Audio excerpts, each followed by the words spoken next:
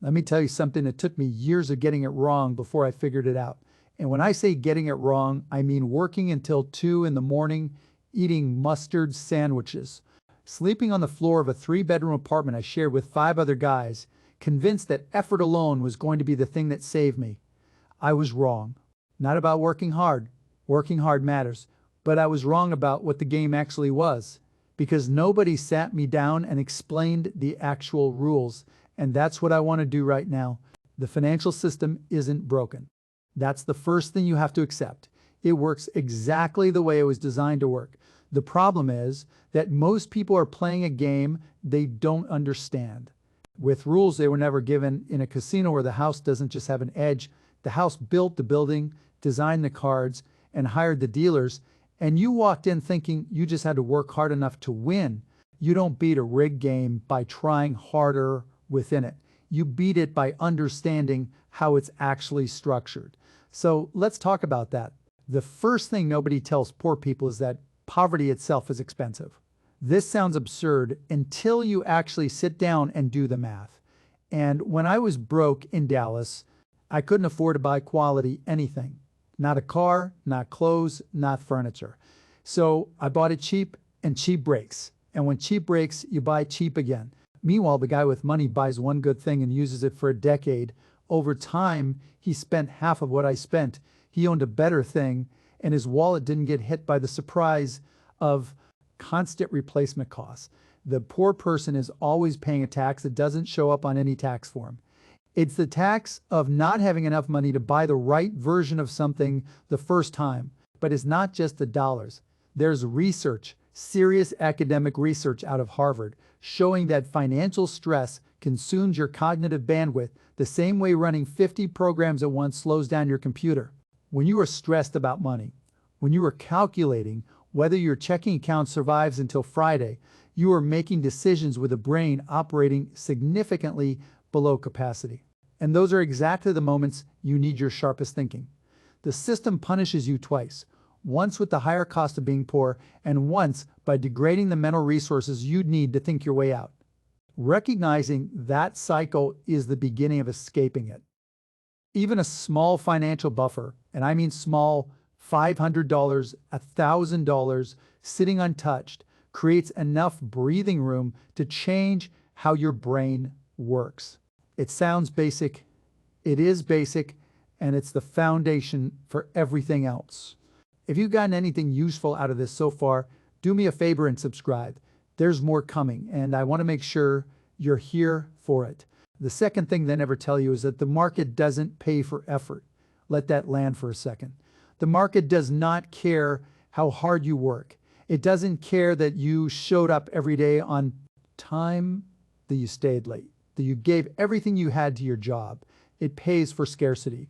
It pays for what it can't easily find somewhere else. And when I was in my 20s, I had a business partner who worked harder than anyone I knew, showed up first, left last, never complained, made $50,000 a year. I was working just as many hours, but I had built a combination of skills that the market couldn't easily find in one person. Technical knowledge, sales ability, and the willingness to take calls at midnight.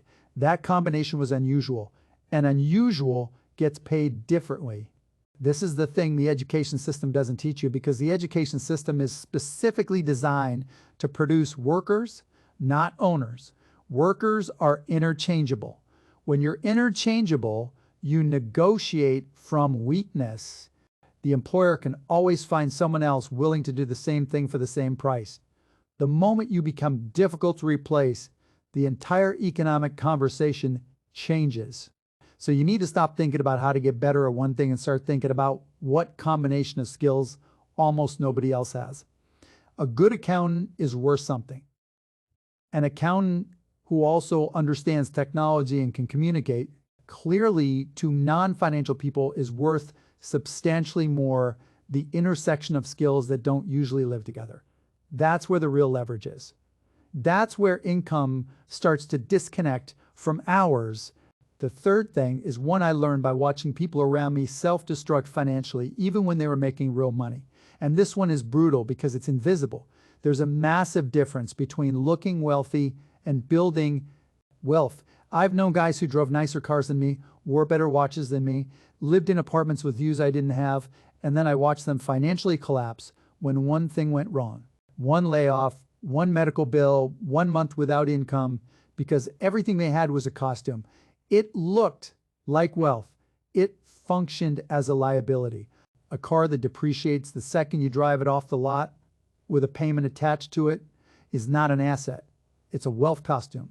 A watch that you bought on a credit card isn't a status symbol. It's debt with a face. An asset puts money in your pocket. That's the only definition that matters. A stake in a business, a dividend-paying stock, real estate that generates rent above its costs. These things add to your pocket while you sleep. Everything else is subtraction.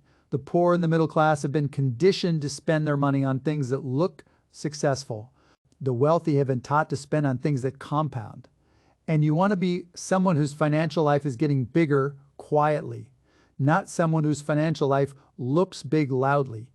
The quiet ones win over time. I've watched it happen again and again. Now, here's something the financial news will tell you about, but never fully explain. Inflation isn't just a grocery store problem. It's an engine. And depending on which side of it you're on, it either works for you or it works against you every single day. And when the money supply expands, the first thing that happens isn't that bread costs more. The first thing that happens is that asset prices move. Stocks, real estate, business valuations, these reprice upward fast. The people who own those assets capture that gain immediately. And then months or sometimes years later, consumer prices start climbing. Groceries, rent, gas, last of all, wages adjust. And they adjust slowly because employers resist it. So what actually happens in every inflationary period is a quiet transfer of purchasing power from people who hold cash and earn wages to people who hold assets. The wage earner gets hit twice. Their costs go up before their pay does, and the cash they saved is worth less. The asset owner watches their portfolio reprice upward and effectively receives a bonus from the same economic event that's hurting everyone else. This is not an accident. This is how the system works. The solution is not complex. Move your money into ownership positions as quickly as you responsibly can. A low-cost index fund is not glamorous. It is not exciting. But it puts you on the right side of the inflation equation. You don't have to be a sophisticated investor to do this. You just have to understand which side of the mechanism you want to be on. And while we're here, let's talk about compound growth. Because people say they understand it, and then they behave in ways that prove they absolutely don't. The formula has 3 parts: how much you start with, how well your investments perform, and how long they run. Most people obsess over the first 2 and completely ignore the third. But the third one isn't just a variable. It's the exponent. It's the thing that doesn't add to the result. It multiplies the entire formula. I started putting money into businesses and investments when I was young. Not a lot. I didn't have a lot, but early, and the years of compounding that happened before I ever became someone people had heard of were quietly doing work I couldn't see at the time. The part of compound growth that kills most people isn't math, it's psychology. Because the curve is flat for a long time. You invest month after month, and the number barely moves. Your friends are spending their money on things they can see and touch and photograph. Your life looks smaller than theirs. And then the temptation is to conclude that the strategy isn't working and abandon it for something with more immediate feedback. That's the trap. The people who build real wealth aren't the ones who found the cleverest investment. They're the ones who stayed in the game long enough for time to do what time does. You cannot buy back the years you wasted in your 20s. There is no rate of return high enough to compensate for missing the beginning of the compound curve. Start now. Start with whatever you have. The amount matters far less than the act of starting. Here's another thing I want you to understand about the tax code, because this one genuinely makes me angry when I think about how few people know it. The tax code in this country and in most countries creates 2 completely different categories of income, and it treats them completely differently. If you earn money by going to work, by selling your time for a salary or hourly pay, the government takes the highest available percentage before the money even reaches your account. Depending on where you live and how much you make, that can be 30, 40, even 50% gone before you see a dollar. If you earn money by owning things, dividends, capital gains from investments, profit from a business, the tax rate is significantly lower, sometimes half the rate applied to labor income. The system was designed this way intentionally. The stated reasoning is that society benefits from encouraging investment. You can debate the fairness of that logic. It doesn't change the math. What it means practically is that every dollar you can shift from labor income to capital income is taxed less. And business owners get an additional layer of advantage through deductions, legitimate legal deductions for expenses that employees are simply not permitted to take.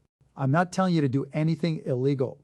I'm telling you to understand which side of the tax code works in your favor and structure your financial life to spend as much time on that side as possible. The wealthy weren't born knowing this.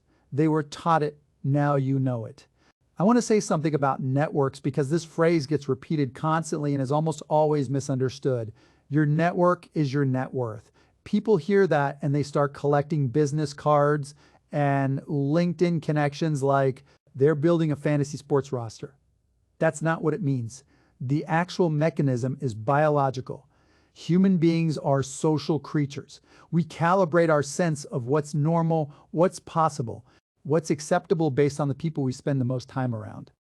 If you are surrounded by people who normalize debt, who treat poverty as inevitable, who view ambition as something to be suspicious of, your brain will adopt that as baseline, normal, and then your behavior will consistently return to that baseline no matter how many books you read or videos you watch. I grew up around people who thought small because that's what their environment had conditioned them to think. Getting out of that gravitational pull wasn't just about finding better information. It was about finding environments where a different set of standards existed. And if you can't physically access those environments, you simulate them. You read obsessively. You listen to people who have navigated the path you're trying to walk. You put their thinking in your head until it starts to recalibrate what your brain considers normal. I'm not telling you to abandon the people you love. I'm telling you to be intentional about who is doing the calibrating, because whoever's calibrating you is shaping what you believe is possible. And what you believe is possible determines everything you will and won't attempt. Make sure you're following this channel because this is exactly the kind of conversation I want to keep having. The stuff they should be teaching in school but aren't. And the last thing I want to leave you with is this, and I think it's the most important reframe in everything I've said today. Wealth is not a number. Most people treat it like a destination. They think if they could just hit a certain figure in their account, they'd be set, and then they watch lottery winners and inherited money recipients blow through fortunes in a few years. And they can't understand how it happened. It happened because money was never the thing. The thing is the system that generates the money, and systems can't be inherited. They have to be built. A person who earns a high income and spends all of it has no system. When the income stops, everything stops.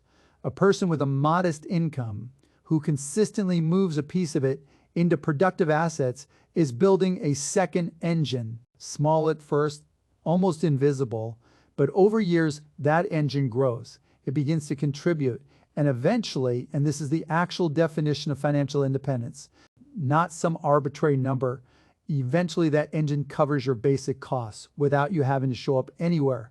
That's the moment the game changes. Not when you hit a magic number. When your money is working harder than you are, building that system has layers. It starts with defense, a buffer account, eliminating high-interest debt that's working against you, like a reverse compound engine. Then it moves into the habit of redirecting earned income into assets, starting small, staying consistent. Then structural leverage, building income sources that don't require your hour-by-hour presence to function. A piece of a business, a royalty, a content property, something that earns when you're sleeping. Then, protection from the forces that erode what you've built. Taxes, inflation, and maybe most importantly, the social pressure from people who think your growing financial discipline means you owe them something. And underlying all of it, time. You cannot shortcut it. You cannot buy it back. Every year the system runs is a year of compounding. You can't replicate by being clever later. I've made my mistakes. I lost real money before I understood how to keep it. I spent years in the wrong lane before I figured out which game I was actually playing. The things I've talked about today aren't secrets in the sense that they're hidden in some vault. They're secrets in the sense that most people never hear them at the right time from someone who actually lived them. The wealthy kid hears this at the dinner table. Everyone else has to find it somewhere else. You found it here. What you do with it is entirely on you. The clock is already running.